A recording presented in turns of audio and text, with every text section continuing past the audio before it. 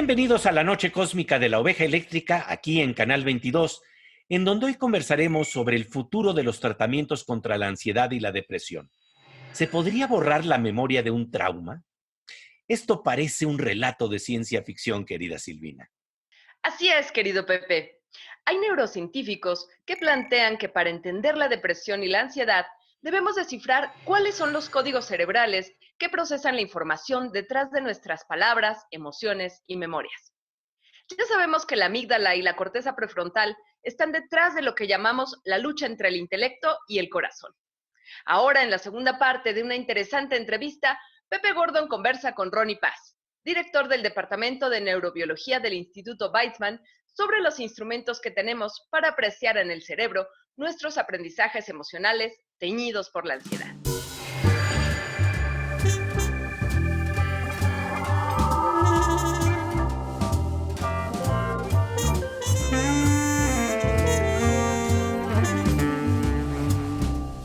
What are the advancements in this field of study, of trying to locate these paths? So in the past, mainly I'd say 20, 30 years, there's been a lot of advances. Mainly, so first of all, it was a hard work of many labs around the world.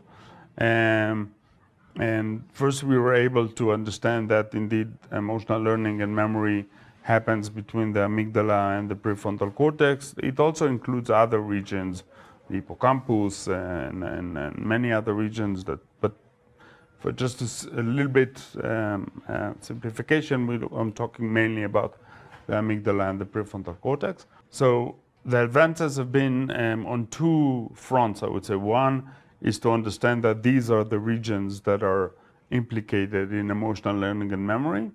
And the other is to understand exactly what is the neural code, how do neurons actually code information in these regions and in general. There are many findings in this. They are not so easy to explain in Yes, short, sir. Yes. but I think we now know a little bit how neurons, what is important in the neural communication. So for example, when we speak, what's important is the words and the characters. I mean, let's assume an alien would come down and try to understand how do we speak. It will take him some time until he or she would understand that we use words and characters to communicate. So we are now starting to understand what are the analogies, what are the characters and words that neurons actually use to transfer information between them and represent memories. If we have anxiety, a memory of anxiety, what tools are you developing to suppress that anxiety, and how is it functioning? If it's having some practical uses nowadays. Yeah. So the research we do and many others starts from animal models that goes all the way to humans. We have to look at all possibilities. And there are several ways to modulate the brain these days. First of all, we can look into the human brain using fMRI, functional MRI machines, that allows us to look in real time into the brain of humans. And to modulate the activity, there are several approaches that are being developed. Some of them are non-invasive, but the problem is that they are less selective. We focus more on approaches that are actually include stimulating the brain, either with electrical activity. In animal model, we can use methods like optogenetics that uses light and lasers to stimulate the brain. But in humans, for now, we focus on electrical activity in trying to modulate specifically different, for example, the amygdala or the prefrontal cortex, stimulate them according to how we read the activity that occurs in them. Rony Paz nos dice que uno de los instrumentos para modular la ansiedad en el cerebro puede ser la optogenética, nacida de la óptica y la genómica, una técnica prometedora para comprender mejor los traumas y las enfermedades neurodegenerativas. Después del corte conversaremos sobre las limitaciones actuales de estos enfoques. Mientras tanto, vamos a una sección que nos deja con el ojo cuadrado con nuestra compañera Aura López.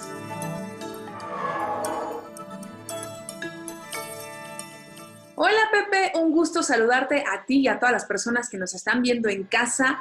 Hoy les quiero platicar de cómo cada vez son más las empresas que están creando robots para ayudarles a los niños. Tal es el caso de la compañía Embodied, que creó un robotcito llamado Roxy, que no funciona solamente como un amigo, sino como un compañero que le va a ayudar a desarrollar la parte cognitiva, la parte emocional y sobre todo estar atento sobre el aprendizaje que tengan los niños. A través del juego, a través de misiones lúdicas, a través de escuchar las conversaciones que establece el niño con el robot, intenta ayudarlo a desarrollar todo tipo de herramientas para que el niño esté creciendo de forma adecuada. Si ustedes se preguntan, bueno, ¿de dónde puede tener el robot la información para interactuar con el niño? La compañía estuvo haciendo investigaciones durante un año con los diferentes tópicos entre los niños y las familias a las que pudiera interesarle este tipo de dispositivo y se dedicó a establecer este tipo de preguntas y respuestas a través de este estudio. Les quiero nada más aclarar que el video que están viendo es cómo se vería eventualmente en un futuro, no tan lejano, pero no es que el robot funcione así al 100%, porque si lo ven muy bien, podría parecer un poquito como de ciencia ficción. El robot es un poquito más austero y sí tiene este tipo de funciones, pero también tiene ciertas limitaciones. Pero bueno, es un ejemplo de cómo la tecnología está ayudándonos en el día a día. Les mando un abrazo virtual y espero que nos veamos muy pronto. La voz y la presencia de nuestra querida Aura López. Regresamos enseguida a la Oveja Eléctrica, en donde estamos conversando con Rony Paz, director del Departamento de Neurobiología del Instituto Weizzman, sobre la neurociencia del futuro, que nos hace una gran pregunta. ¿Podríamos borrar las memorias de nuestros traumas? ¿En dónde nos encontramos actualmente ante este polémico tema? No se lo pierda, aquí en Canal 22.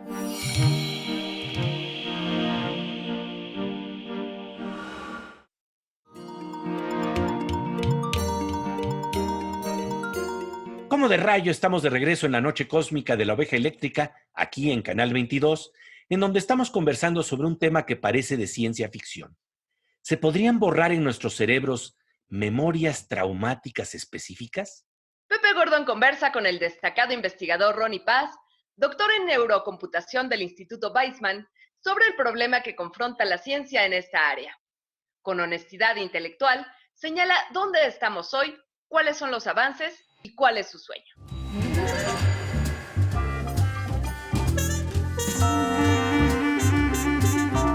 Do you have an example of one person that had some kind of trauma and they did these procedures and you could see the change? I wish. No, we are still not there. I wish I could tell you But that's we the dream. already have. But that's a dream. I would say, even if it sounds like science fiction, it's not. We're actually, I don't know how close we are.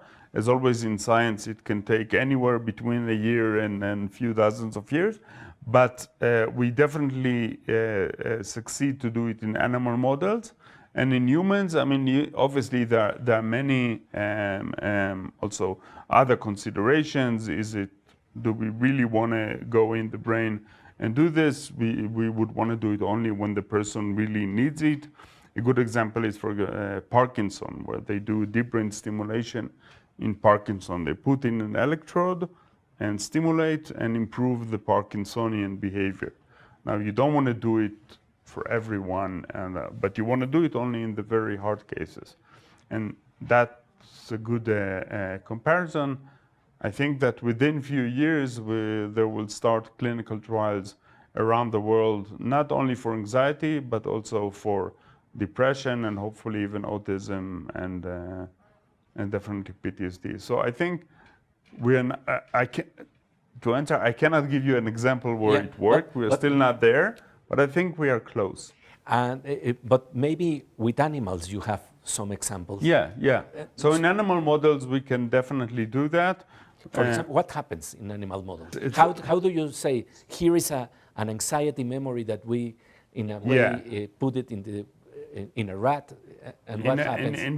In both rodents, rats, mice, and monkeys, we and others were able to show that we can. So what we do is that we teach the animal 2 or 3 almost similar memories, and then we look at the brain activity, and when we see, we kind of decode the activity of that we record from the brain. And when we think that we see that a specific memory is now occurring in the system, we can induce By electrical activity? Yes, simply electrical activity, and modulate only this memory, and hopefully not harm other memories, because at the end that would be the problem. Exactly, you don't want to delete all emotional memories of a person. You just want to modulate a specific memory. That is the main target, to be specific, because the problem I think today is that pharmacology and medication is really not specific. It helps many times, but it doesn't help all the time, and even when it does, it has huge side effects. And I think the main problem is that it's simply not specific to the exact pattern of activity in the brain and the exact memory. El reto, nos dice Rony Paz, es no borrar todos los recuerdos emocionales de una persona, sino solo modular un recuerdo específico. Esto es algo muy delicado, ya que puede darse una repercusión en otras áreas. Recuerdo un caso reportado por el doctor Oliver Sacks, en donde un paciente que fue curado de sus migrañas mediante medicamentos, también fue curado, entre comillas, de sus extraordinarias habilidades matemáticas. Aquí no estamos hablando de fármacos, pero para Rony Paz el reto es claro. Después del corte, justamente veremos los problemas que confrontan los medicamentos para borrar recuerdos específicos. Mientras tanto, vamos a la sección Aguas con el hacker, con nuestro querido doctor Morsa, el físico Manuel López Michelón.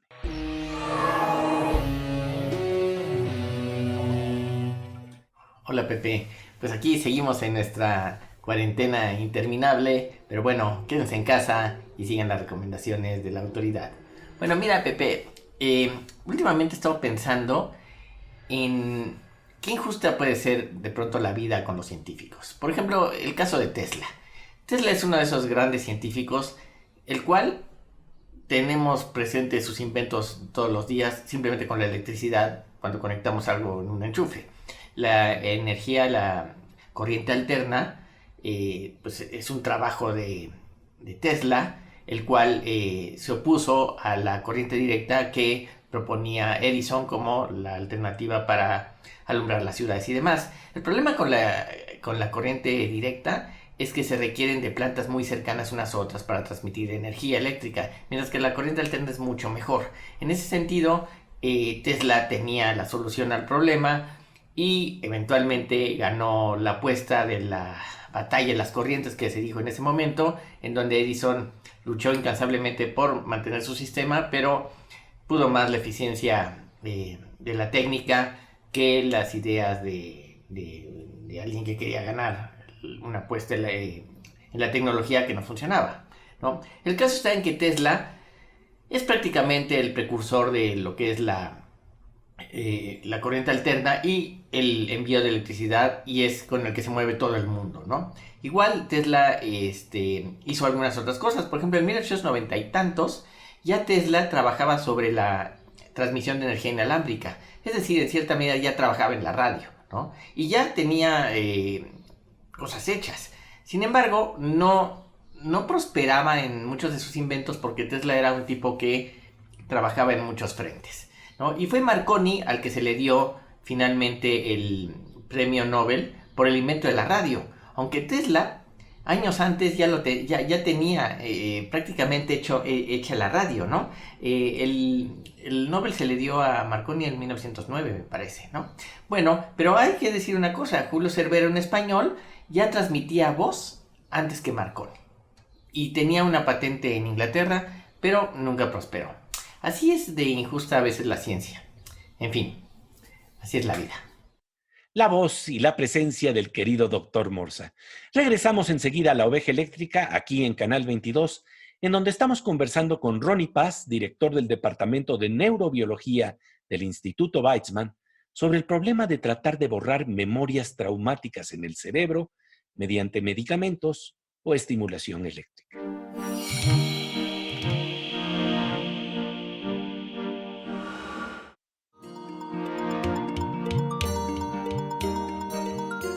Como de rayo, estamos de regreso en la noche cósmica de la Oveja eléctrica, aquí en Canal 22, en donde estamos conversando sobre un escenario fascinante.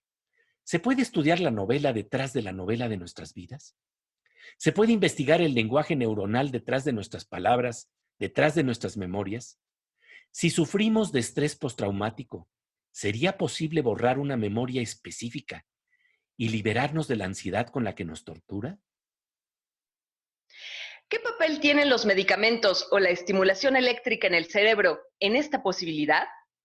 Pepe Gordon conversa con el profesor Rony Paz, destacado investigador del Instituto Weizzman, doctor en neurocomputación, matemático y filósofo, sobre los enfoques y las etapas en las que se encuentran actualmente estas investigaciones.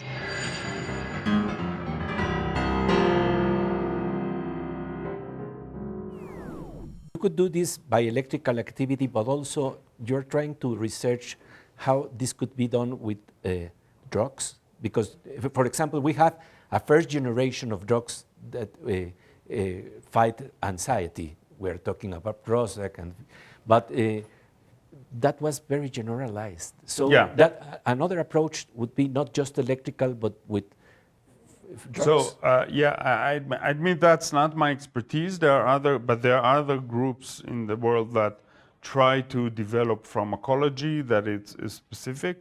It's not easier to develop these kind of drugs that target only a specific pathway in the brain, and moreover, it's not only that it has to be specific to a pathway. It has to be specific when a specific memory comes in. And I don't think there's going to be any pharmacology or any drug in the near future that can identify, read out the memory and only then be active. Okay. So might still happen in the future. Several other groups are working on it. But I think we will first need to do actual brain stimulation and only then maybe develop pharmacology approaches. Penfield did that, was one of the first Yeah, sure.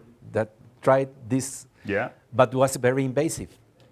Right. So he did that. It was very invasive. And as I said earlier, that's what people do in Parkinson, implement DBS. So it sounds and it is invasive, but today's neurosurgery is so advanced that the risks are, I don't want to say minimal, there's always high risk, but the risk is worth the benefit. If we are able to stimulate properly, then it's definitely going to be worth it.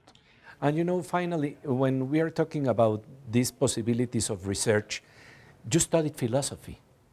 I did. Yeah. And that's very interesting because while tackling these problems, you have to have the right angle in the question. Yeah, you're right. I think that's what.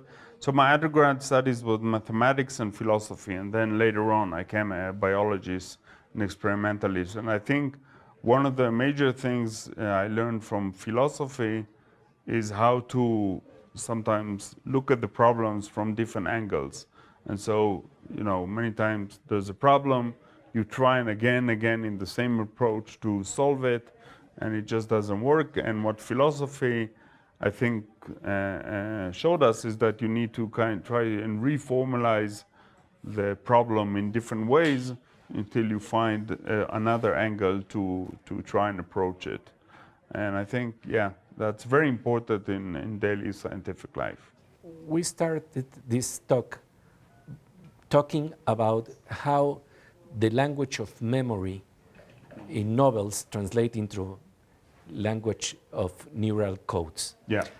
But then let's get back and let's talk about how this language of our neurons translate into what you experience and what you feel, and how do you expand your memory with literature, with novels, with the memories of the language that we use in poetry. Because you like poetry. Yeah, I do. That's mainly, I think, also because of my wife, who's a professor of literature, and she taught me a lot about Latino American literature specifically and literature in general. But well, I think we're still far from understanding how our brain is able to do these wonderful things like writing poetry. But I definitely think that reading poetry and reading literature is highly important for everyone, both to understand just how wonderful human behaviors can be, and also to rethink about those behaviors in many different ways that poems are able to express. I think that's really beautiful. A translation into another language. Yes, definitely. From the language to the brain to the language of poetry. To many languages in, yeah. Yes. Rony Paz, thank you very much. Thank you very much interview. for having me. It's great. Thanks. Thanks. Vivimos habitados por muchos lenguajes. El lenguaje cotidiano, el de los códigos neuronales detrás de las palabras y el del salto mortal de los códigos neuronales al lenguaje poético que nos dice Rony Paz, la ciencia aún está lejos de entender. Me parece muy interesante lo que plantea sobre el lenguaje filosófico que permite reformular problemas y abordar distintos ángulos que enriquecen las propuestas de los lenguajes científicos. Un gran honor la presencia de Rony Paz, director del Departamento de Neurobiología del Instituto Weizzman en la Oveja eléctrica, aquí en Canal 22. Así es. Y hablando de distintos lenguajes, es el momento para el lenguaje de la música en la sección Cantos Cuánticos con Fernando Rivera Calderón.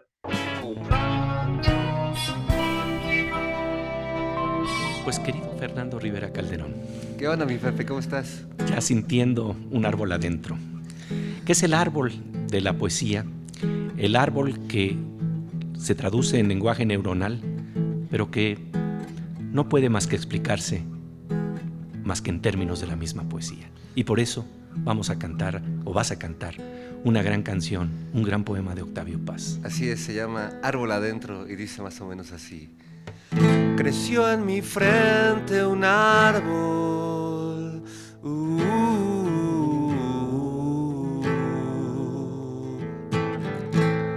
creció hacia adentro,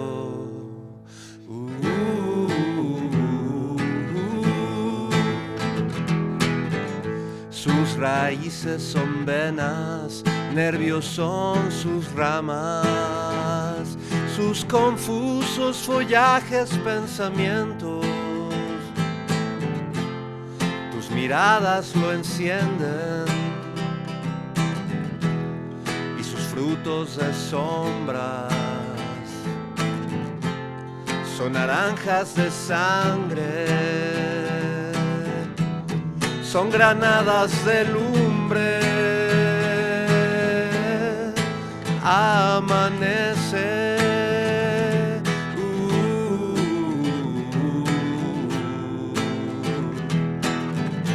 En la noche del cuerpo,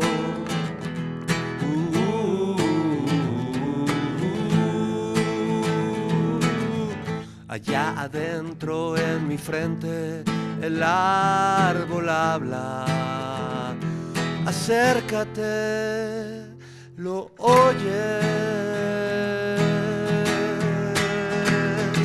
Oh. ¿Lo oyes, Pepe? Lo oigo. Está hablando el árbol. Sí. Escuchen todos hablar al árbol que vive y crece adentro.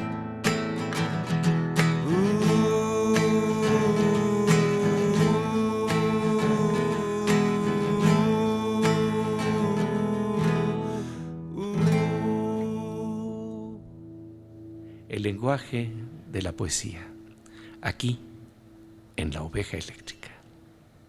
Soy un árbol